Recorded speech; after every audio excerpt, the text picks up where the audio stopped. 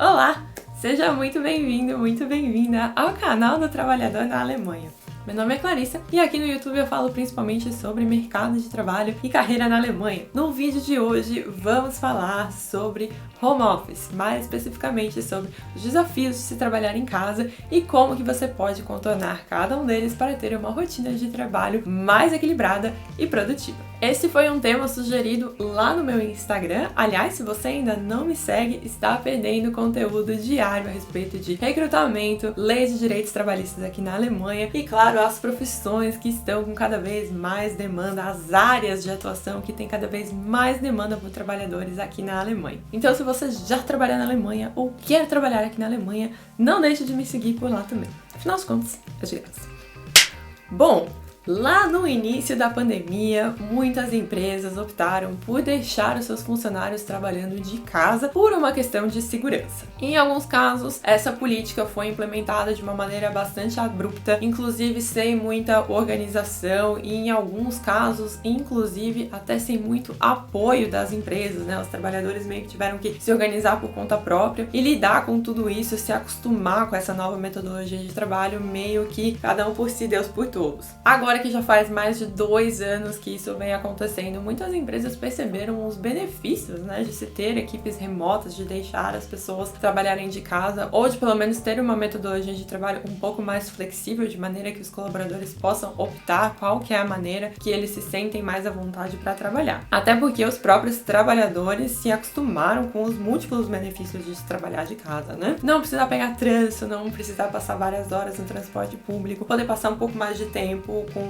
a família e inclusive muitas dessas pessoas agora estão hesitantes a voltar a uma rotina de trabalho que exige aí que a pessoa vá 5 vezes por semana até o escritório, né? Então todas essas mudanças estão fazendo com que as empresas, o mercado de trabalho precise repensar aí a maneira de se trabalhar, trazendo obviamente muito mais flexibilidade, mas ao mesmo tempo evidenciando também muitos dos desafios dessa nova modalidade. Várias plataformas, por exemplo, o LinkedIn, a grande consultora McKinsey e também a própria Forbes fizeram uma série de pesquisas nesses últimos 2 anos questionando a sua audiência a respeito dos principais desafios do home office, né? O que as pessoas tinham mais dificuldade de lidar, quais que eram os principais empecilhos para uma rotina de trabalho um pouco mais produtiva. E eu achei bastante interessante que os resultados dessas fontes que eu li estavam muito parecidos com as sugestões de temas que eu recebi lá no Instagram, né? Eu pedi para que você me dissesse qual que é a sua principal dificuldade trabalhando de casa e os assuntos eles se repetiram, sendo as principais reclamações dificuldade de comunicação, a dificuldade de parar de trabalhar, a gestão do tempo e, claro, o desenvolvimento de hábitos não tão saudáveis. Então é sobre cada um desses tópicos que eu vou falar aqui nesse vídeo e vou apresentar aí algumas soluções que eu acredito que possam ser aplicadas de maneira muito simples para resolver cada uma dessas dificuldades. Começando com a comunicação, que está no topo da lista de reclamações quando se fala de trabalho remoto. Como as pessoas não estão mais no mesmo ambiente, né, ou seja, no mesmo escritório, e agora cada vez mais estamos tendo também os casos em que as pessoas não estão sequer no mesmo fuso horário, a maneira como as pessoas se comunicam, ela passou de síncrona para assíncrona. E o que é que isso significa? Isso significa que a demanda que você tem agora não necessariamente vai ser recebida e processada nesse mesmo momento, ou seja, a pergunta, a ideia, a informação que você enviou neste momento provavelmente só vai ser recebida pela outra pessoa daqui a algumas horas, talvez só tenha uma resposta amanhã. E a maioria das pessoas ainda não aprendeu muito bem como navegar com essa metodologia de comunicação. Ainda tem muita gente tentando imitar a dinâmica de um escritório em um ambiente digital, o que nem sempre é a maneira mais eficiente de se trabalhar. O resultado disso muitas vezes costuma ser aquele dia cheio de reuniões, né? Parece que cada vez mais todos os assuntos precisam ser uma reunião, ou então uma chuva de e-mails, uma chuva de mensagens intermináveis pelo WhatsApp, que muitas vezes criam aquela sensação de que você passa o dia inteiro respondendo um monte de coisa, fazendo um monte de coisa, mas ao mesmo tempo não deixam espaço, não deixam tempo para que você realize as outras atividades que estão relacionadas aí ao seu trabalho. E essa questão da comunicação, ela acaba acaba sendo uma grande dificuldade do trabalho remoto, porque está muito relacionada com a cultura de trabalho da empresa. E isso é uma coisa bastante difícil de ser influenciada, né, de ser mudada dependendo da posição hierárquica que você está na empresa. Essa mudança de mindset costuma ser resultado de um esforço em conjunto dentro de uma organização. Mas o que eu e você podemos fazer para minimizar o caos da comunicação é o seguinte: primeiramente, avaliar qual que é a informação que você está tentando comunicar, porque isso vai fazer com que você defina qual que é a maneira mais eficiente de fazer com que essa informação chegue até quem você precisa. Tem assunto que realmente é complexo demais para ser resolvido ali por e-mail, por mensagem, e realmente exige que todo mundo esteja em uma reunião para poder tratar daquele determinado assunto. Mas é muito importante que você reflita se esse realmente é o caso e que seja respeitoso com o tempo das pessoas, porque quanto mais você fica marcando reunião que poderia ser um e-mail, mais má vontade você vai gerando nos seus colegas de trabalho. E aí, com o passar do tempo, as pessoas vão começar a vir para as reuniões que você marca sem muita vontade de contribuir, e os assuntos que você precisa resolver podem acabar se estendendo por ainda mais tempo. Portanto, procure refletir se a sua comunicação realmente está sendo feita da maneira mais eficiente possível, para que você também não se torne aquela pessoa inconveniente dentro da organização. Além disso, procure prestar atenção na preferência de comunicação dos seus colegas de trabalho. Tem gente que prefere o famoso cara a cara, tem gente que gosta de ter longas discussões por mensagem de texto, tem pessoas que preferem o e-mail de maneira geral porque facilita a organização, né? Elas conseguem priorizar as demandas de uma maneira um pouco mais específica. Mas a verdade é que todo mundo tem uma preferência. E se você prestar atenção na preferência dos seus colegas, você vai identificar de quais maneiras as pessoas estão mais receptivas, né? De que forma elas estão mais dispostas a receber a informação, a pergunta, a ideia. E dessa maneira você consegue enviar suas demandas de trabalho de uma forma muito mais clara. E como a pessoa que está na outra ponta se sente confortável com aquela metodologia de comunicação, ela vai se sentir muito mais motivada a te ajudar. O resultado disso será, obviamente, uma comunicação muito mais clara e eficiente. Outra grande dificuldade que as pessoas encontram ao trabalhar de casa é a dificuldade de se desligar, ou seja, de deixar o trabalho no trabalho. E esse negócio de morar e trabalhar no mesmo ambiente realmente torna mais difícil manter um equilíbrio entre a vida profissional e pessoal. Os dois principais comportamentos que eu observo aqui são, primeiramente, o famoso só mais 5 minutinhos, ou seja, a pessoa que sempre fica trabalhando um pouquinho mais porque enxerga determinadas atividades que são simples, são rápidas e que podem ser resolvidas aqui em 5 minutinhos. Então, se eu trabalhar só mais um pouquinho hoje, vou ter uma coisa a menos para fazer amanhã. E também a pessoa que fica resolvendo questões pessoais, principalmente domésticas, durante o horário de trabalho, né? Então, pendura uma roupa durante uma reunião, faz uma pausa de almoço um pouquinho mais longa para dar aquele pulo no mercado e comprar o que tá faltando pra janta. E aí, muitas vezes, a pessoa não tem uma noção muito clara de quantas horas ela trabalhou naquele dia, ou então tem uma falsa percepção do quanto ela rendeu naquele dia. E aí, o sentimento de culpa faz com que a pessoa se sinta forçada a ficar trabalhando cada vez até mais tarde e, obviamente, comprometendo aí o seu descanso depois do expediente. A maneira mais simples e objetiva de resolver essa dificuldade é impor limites. E isso começa com espaço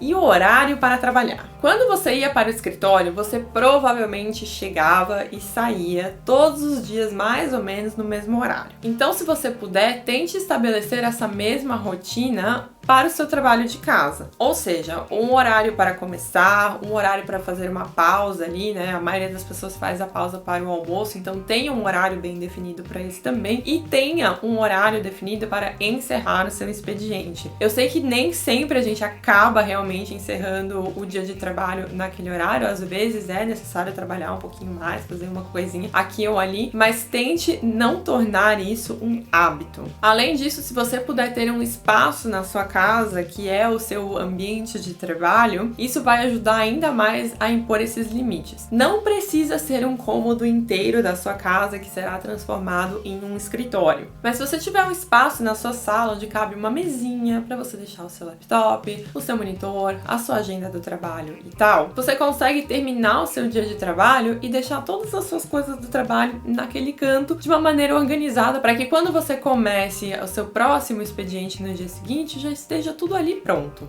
Outro ponto é que se você tem um espaço na sua casa dedicado para suas ferramentas de trabalho, você se sente um pouco mais motivado a ter um setup adequado para realizar o seu trabalho. Ou seja, uma cadeira confortável que tenha um suporte adequado ali para sua coluna, um monitor que esteja na altura certa para os seus olhos, uma boa iluminação para garantir aí a sua saúde durante o expediente. Outro benefício de ter um espaço dedicado ao trabalho em casa é primeiramente a sua concentração. Então, quando você se coloca naquele espaço, o seu cérebro ele já mentaliza que você precisa começar a trabalhar, então você já consegue se concentrar de uma maneira muito mais fácil. Mas além disso, as pessoas ao seu redor também conseguem interpretar aquele momento como o seu momento de trabalho. Ou seja, as pessoas que convivem com você veem que você está naquela mesa, naquele espaço, concentrada trabalhando e vão, por consequência, evitar ficar interrompendo, evitar querer ter longas discussões, né? Ficar resolvendo aí questões domésticas, por exemplo, o planejamento doméstico, enquanto você está no seu modo de trabalho.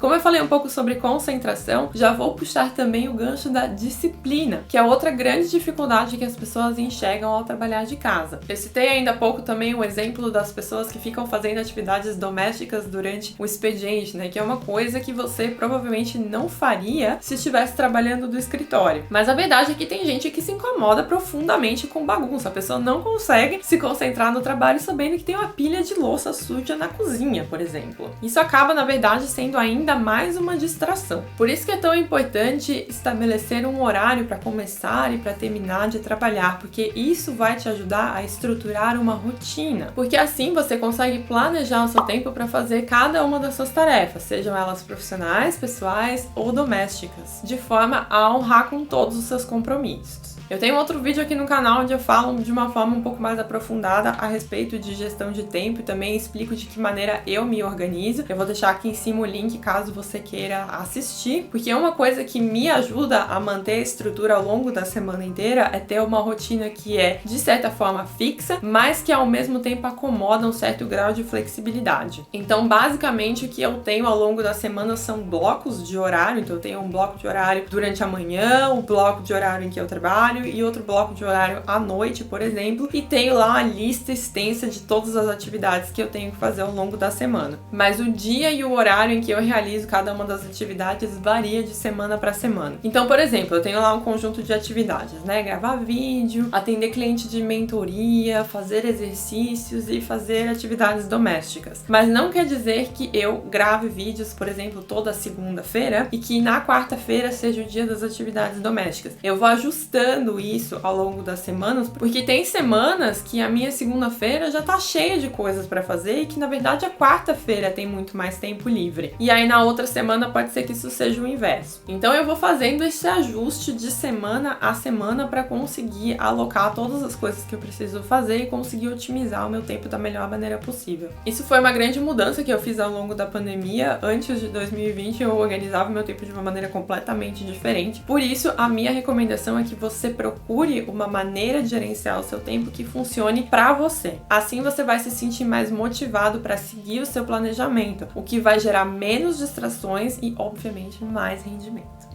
E bem, ainda há pouco eu falei sobre fazer exercícios. Isso é importante também, tentar manter bons hábitos ao se trabalhar de casa. Isso obviamente não significa que você precisa acordar às 5 horas da manhã todos os dias para fazer crossfit se você não é este tipo de pessoa. Mas procure inserir alguns cuidados simples e que caibam na sua rotina. Por exemplo, uma alimentação um pouco mais balanceada, ao invés de ficar fazendo lanchinho aqui, lanchinho ali, pedindo delivery todo dia. Alongamento, né? Então, por exemplo, eu sou uma pessoa que eu passo muitas horas trabalhando sentada. E pensando nisso, eu coloquei um despertador no meu celular a cada 3 ou 4 horas, dependendo do dia, para me lembrar de fazer uma pequena pausa e me alongar ali, né? Afinal de contas, a coluna agradece. Hidratação também é importante, então ao invés de passar o dia ali tomando cafezinho, beba água, beba quantidades adequadas de água. Evite também trabalhar de pijama, deixe o seu pijama para o seu momento de relaxamento, até porque assim a sua cabeça já sabe sabe ali que a hora que você bota o pijama é realmente o momento de descansar. Faça o básico bem feito, porque isso já vai trazer bons resultados.